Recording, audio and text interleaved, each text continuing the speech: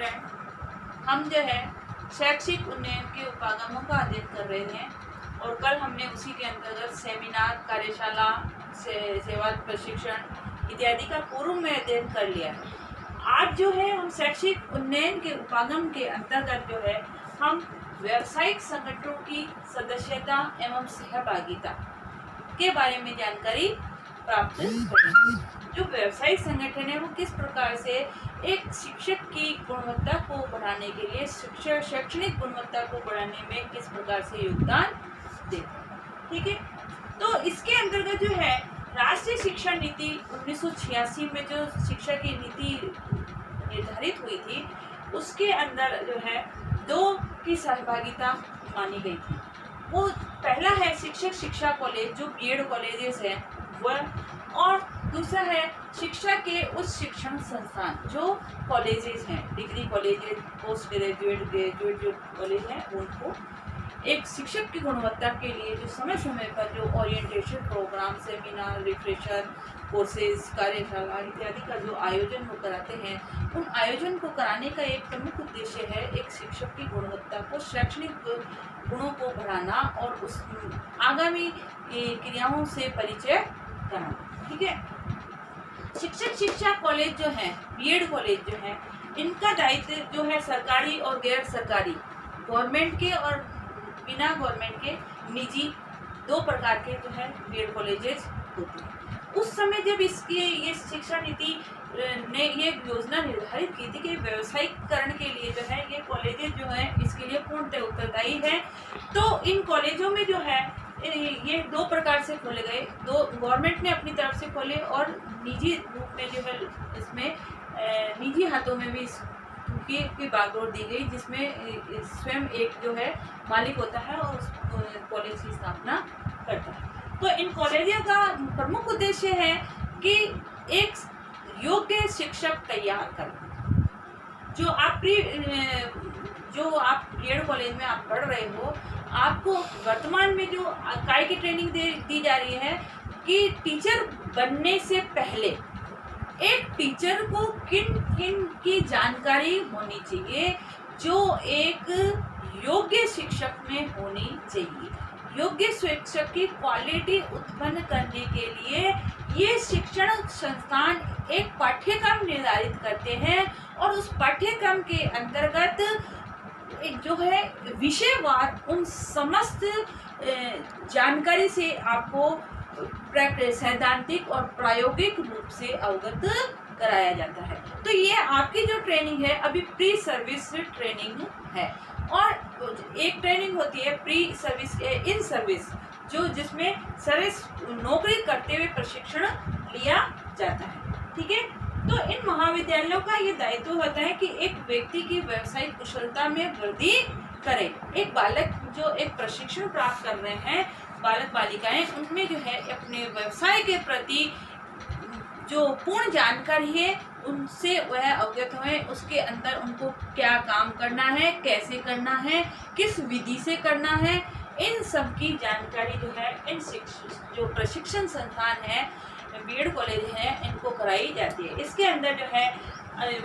इसमें कंप्यूटर की शिक्षा भी दी जाती है, पर्यावरण की शिक्षा भी दी जाती है और व्यावसायिक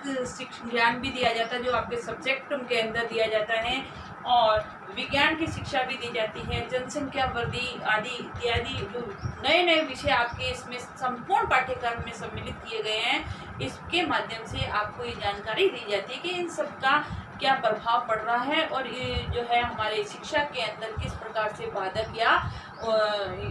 संयोजक का कार्य निभाते हैं। ठीक है, तो राष्ट्रीय शिक्षा नीति 1986 में जो है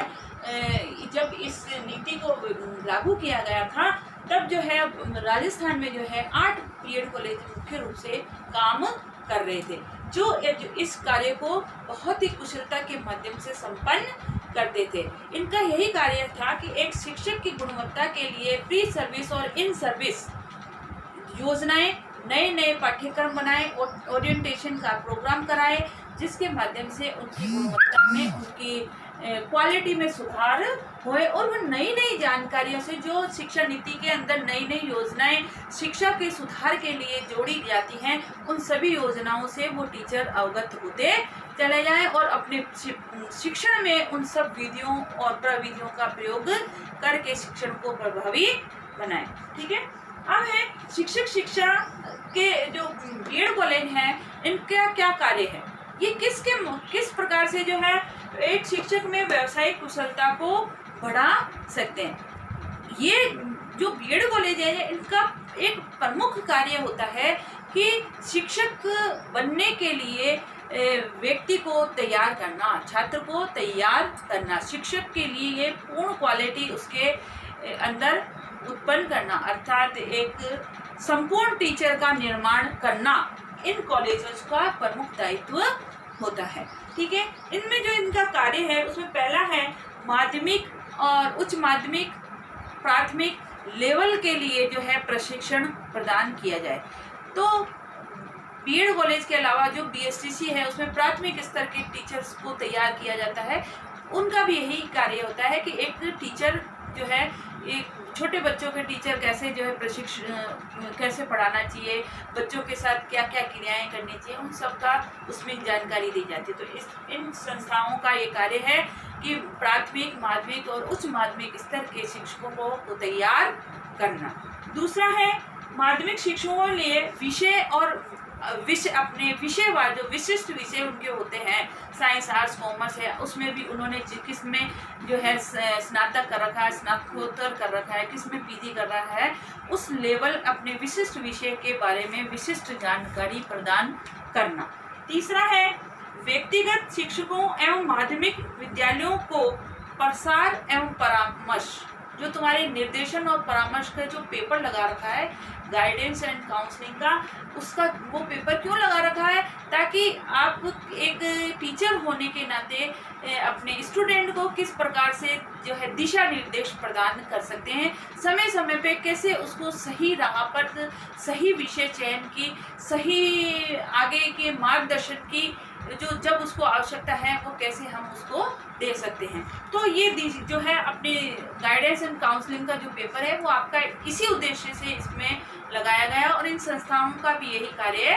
होता है। अगला है स्कूल शिक्षा में प्रयोग व नवाचार के कार्यक्रम लागू करना। स्कूली शिक्षा जो है उसके अंदर किस प्रकार से नए नए प्रयोग करने हैं, नए नए प्रयोग के माध्यम से कैसे स्कूली शिक्षा को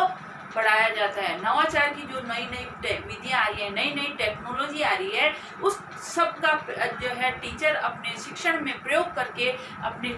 शिक्षण को किस प्रकार से प्रभावी बना सकता है। क्योंकि जो प्राचीन पद्धति शिक्षण की चल रही थी वह पद्धति धीरे धीरे उस विषय के अनुकूल नहीं होती, उस टॉपिक के अनुकूल नहीं होती, और उसके स्थान पर यदि हम नई विधि के माध्यम से बालक को पढ़ाने का प्रयास करते हैं तो बालक उससे अधिक अधिगम करने की कोशिश करता है और स्थायी ज्ञान की प्राप्ति होती है। तो ये इनका कार्य होता है। इसके बाद ये मूल्य आधारित शिक्षा और कार्य अनुभव। जो मूल्य है आगे इन फ्यूचर हमारे जिस चीज़ की डिमांड है उस डिमांड के अनुसार मूल्य निर्धारित किए जाते हैं और उसी के आधार पर उनको प्रैक्टिकल नॉलेज कराना इन शिक्षण संस्थानों का दायित्व हो जाता है। और लास्ट है शिक्षक शिक्षा में सामुदायिक कार्यों को प्रोत्साहन। एक समूह में कार्य करने की क्षमता पैदा करना। जो हमने कार्यशाला कल परसों हमने जब पढ़ा था कार्यशाला टॉपिक में, तो उसमें सबसे प्रमुख गुण था कि सामुदायिकता की भावना का विकास करना। सामुदायिकता की भावना से तात्पर्य है कि सभी को लेकर समूह में लेकर एक महान और बड़े कार्य को संपन्न कराना, जिसका परिणाम इन फ्यूचर में हर विद्यार्थियों को उससे लाभ मिल सके। आज का आपका गृह का प्रश्न है, शैक्षिक उन्नयन के विकास में व्यावसायिक संगठनों का योगदान बताइए कि व्यावसायिक संगठन उसमें क्या योगदान दे रहे हैं।